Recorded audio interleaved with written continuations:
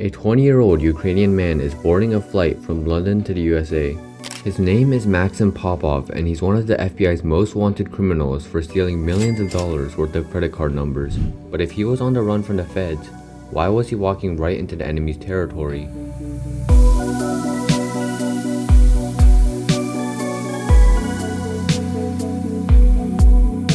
You see, Popov didn't want to be a criminal.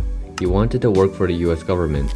He had negotiated a deal and agreed to turn himself in if he was given a job as a computer security expert. However, when Popov landed in the USA, things didn't quite go as he had planned. The young hacker was immediately taken by the FBI into an isolation room where they offered him a choice between ratting out every hacker he had previously worked with or going to prison. Popov was furious. He had been played.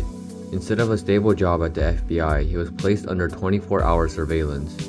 He would be forced to talk to his former friends in Russian chat rooms and collect valuable intelligence about the workings of one of Europe's most wanted hacker gangs. Having no choice but to comply with the FBI's demands, Popov began talking to his former colleagues while agents watched him closely. What they don't realize is that he has a trick of his own.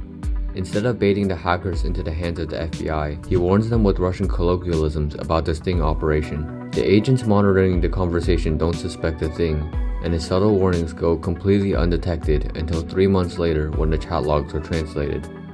The FBI was obviously not happy with Popov ruining their entire plan, so they sent him to prison where he would face charges for cybercrimes. It seemed like this would be the end of Popov's story. The rest of his life would be lived out behind bars, or so he thought. Like most hackers, Popov's obsession with computers started at an early age when his father brought home a PC. At the time, stealing credit cards was a popular way for unemployed programmers to get rich quick, so Popov joined a small gang of Russian hackers and got to work. Although he wasn't the best programmer on the team, it was immediately apparent that the kid was a prodigy when it came to social engineering. At first, it was just stealing credit cards, but later he began extorting companies with stolen customer data. In July 2000, he hacked into eMoney, an electronic payment company based in Washington, D.C. He stole credit card info from 38,000 customers and demanded payment if they didn't want the data to be leaked.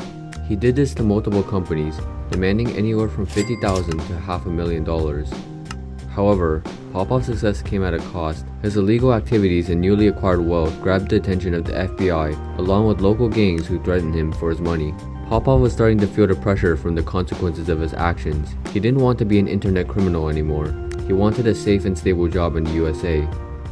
Unfortunately, that decision led to where he was now, a cell in St. Louis jail. It seemed like his dream of starting a new life in the States was shattered, but one FBI agent had a different plan for Popov's future. Agent Hilbert was an up-and-coming credit card fraud expert and saw potential in Popov. He knew that without Popov, it would be next to impossible to infiltrate the Russian hacking community. Popov was a native Russian speaker, experienced cybercriminal, and an expert manipulator. If Hilbert could gain his trust, Popov would become the FBI's greatest asset.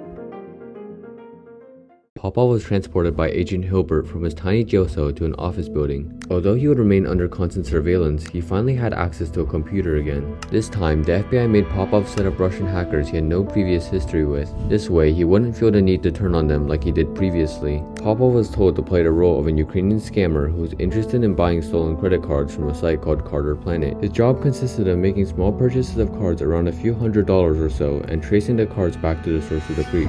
He quickly gained respect from Hilbert and the FBI as a whole for his ability to infiltrate the deepest parts of the Russian hacking network. On Thanksgiving, Hilbert even stayed behind at the office to spend the holiday with Popov instead of his own family. They ate turkey, sweet potatoes, and pie while watching the Fellowship of the Ring, which was pretty wholesome, all things considered.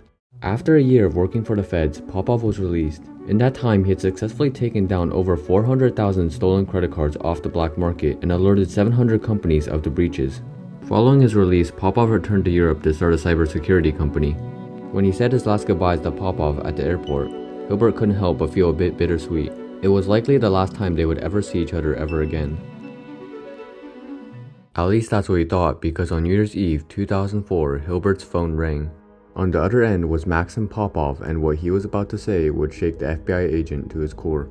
A Russian hacker gang managed to breach an AT&T data center and steal the email addresses of every FBI agent. Popov and his cybersecurity company had intel on the hackers' information and offered to lead the investigation on the people behind the hacking. Hilbert and the FBI were understandably shocked. They had no idea their servers were compromised. If it weren't for Popov's warning, who knows how long the breach could have remained undetected. They were beyond thankful for Popov and his cybersecurity company and happily paid for the documents Popov provided on the hackers' information. What they don't realize is that the entire hacking was orchestrated by Popov himself, and that they had just fallen for a scam. The FBI wasn't the only victim of this scam. Popov had tried the same trick on the multinational tech company EMC, where he offered to prevent hackers from leaking the source code of a software called VMware. However, this time things wouldn't go as smoothly. EMC saw it as an attempt at extortion and contacted authorities to launch an investigation on Popov and his company. Since Popov had referred to Hilbert as an FBI agent who could vouch for his credibility, he was put under investigation as well. After being suspected for conspiracy, Hilbert's FBI career slowly fell apart until he left in 2007. In 2012, Popov admitted to everything. He admitted to hacking the FBI and EMC, as well as the extortion attempts. He also stated that Hilbert wasn't in on the scam and that they hadn't been in contact since he'd left the FBI. He was the only friend I had. I still love him, even if he's getting kind of distant from me now because of my new stuff. I'm still a black hat, and I never changed. But who cares? I still love him.